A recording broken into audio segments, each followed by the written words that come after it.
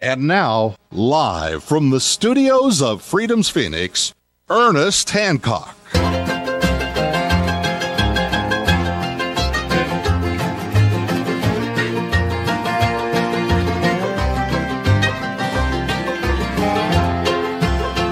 In constant sorrow till his day,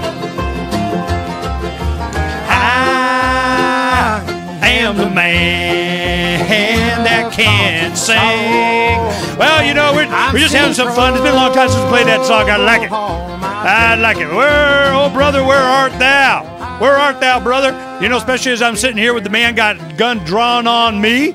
Your friends standing around you. Hey, don't shoot him, man. You know, this is what happened to Mark. This gentleman in Philadelphia, he's standing there, going in the auto zone, and all of a sudden, Junior, what you got going on there, boy? You know, and the guy's got his gun drawn on him. He hadn't done anything. Legally, open carry, the man's just sending a message. Oh, my sorrow. Well, if you're around carrying a firearm, I guess you got to deal with some sorrow. Well, this is what happened. What happened next would be hard to believe, except that Fiorino audio recorded all of it.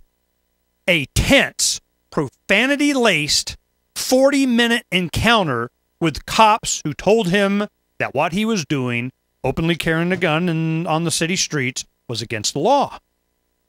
Do you know you can't openly carry here in Philadelphia? Doherty, the officer, asked, according to the YouTube clip. Yes, you can, if you have a license to carry firearms, Fiorio said. It's Directive 137. It's in your own internal directive. The cops department officials later admitted that they were wrong. They didn't know that a person who has a license to carry a firearm can openly carry it in the city.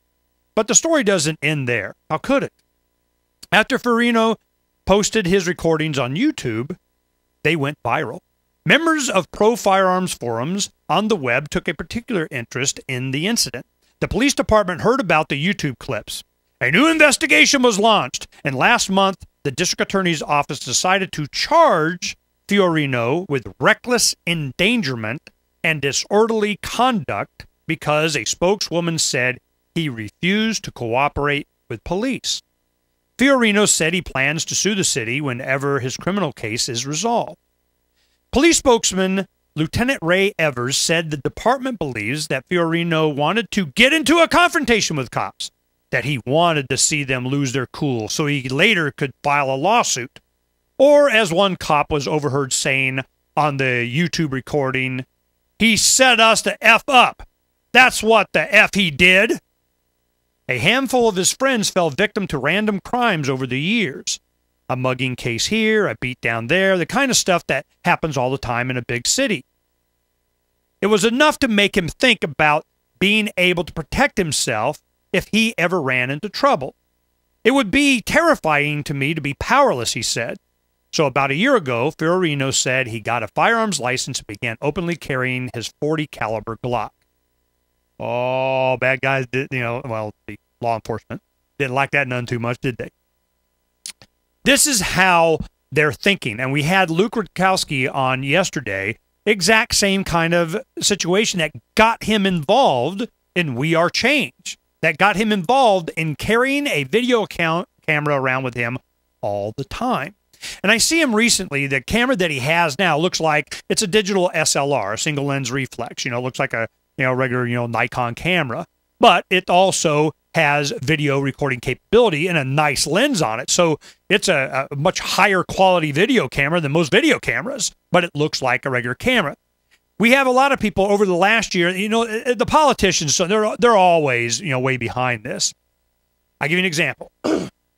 John Shadegg is the Republican congressman here that didn't run this last time, and we hammered on him because he brought the TARP back, the bailout. He was Republican. Oh yeah, national socialization of the economy isn't fascist when I do it. John Shadegg. Well, he was at a Republican event where a lot of the guys were there, and they're ripping on him and showing signs and all that kind of stuff. And he didn't want to talk to him. You're recording? Well, I don't want to talk to you. So they put the camera, it looks like an SLR camera, down. Just have it hanging around their neck on their chest. What he didn't know is that it's also a video recording camera. So while it's recording the whole time, he's going, okay, yeah, I made a mistake. I shouldn't have done that. Well, of course, that went viral. They're like, oh, man, they're just so far behind on technology. Now what they don't know looks like a little memory key or just a pager or a little clip-on in your pocket or a pen is recording high-quality video in HD. So I'm just going, man, you guys got to get with the program. There is nothing secret anymore. Well, of course, they do that to us all the time. They don't want us doing it to them.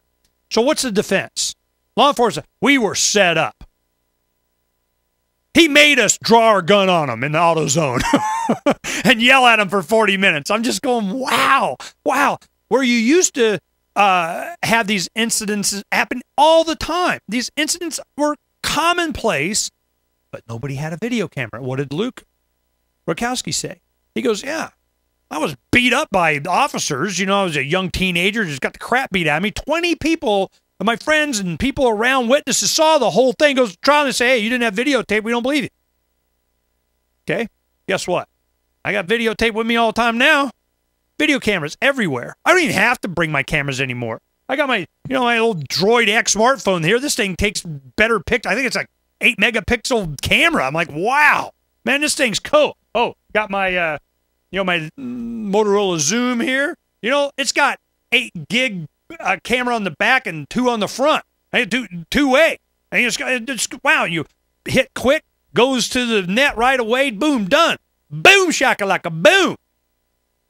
This is not going to be the same revolution. You know what? The revolution is going to get YouTubed. That's just the way it is. Or whatever service that they're going to video. I'm sure that's going to get taken over by somebody sometime, if not already anyway. So, it's all good. It's cool. We don't care. So, all right. So we'll see how that works out, and we'll follow that. Now, I want to talk about this one other story. There is a TSA. Now, we knew this was coming. They're looking to create trusted traveler program. A friend of mine that travels for business a lot, I complain about, I'm always having to go through the line, and then, I'm just, and he goes, oh, well, I got my little special card. I don't have to stand in with all you peasants. I got a business traveling airline, daylight, whatever the heck card it was. So he'd go through the shorter line. He'd be treated a little bit differently and faster and done. Well, now they're getting to where, okay, you're a trusted traveler. You don't have to. I'm not really sure what that means, but what they're, do you not have to go through the scanners? Do you not have to get your anal probe? I mean, what does that mean? Flying these days is akin to being treated like a common criminal, with extensive body pat-downs, full body scans, or $10,000 fines, and the boot you have to leave if both are refused, which isn't as well advertised or talked about. In short, passengers are getting fed up with the way they're being treated, and it seems like the Transportation Security Administration is taking notice, as they are now weighing the pros and cons of creating security exceptions for some flyers, giving them the ability to skip the scans and pat-downs altogether. And I'll bet you it's going to become airline pilots. They're like, look, man, I got my hands on the yoke of a big giant jet airplane, and you're giving me hassles, and just, So we'll see how that works out. I bet you they're first on the line, on the list. The way this exception, known as the Trusted Traveler Program, would work is that some frequent flyer program members would be allowed to keep their shoes on, keep laptops in their bags, and avoid the body scanners. All they would need for the special privilege is a barcode on their forehead. I'm sorry. A barcode on their boarding pass that verifies them as trusted flyers that are not on any government watch list. Different classifications of citizens. Here we go. Are you a Roman citizen? You on the list? Well, then you're okay. Wow.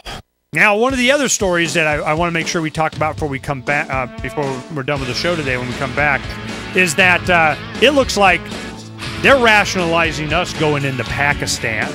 Actual troops in Pakistan. We're pulling out of Afghanistan so we can go to Pakistan. United Kingdom's already pulling out. They're going. And then they're going where? Pakistan's on the list. Syria.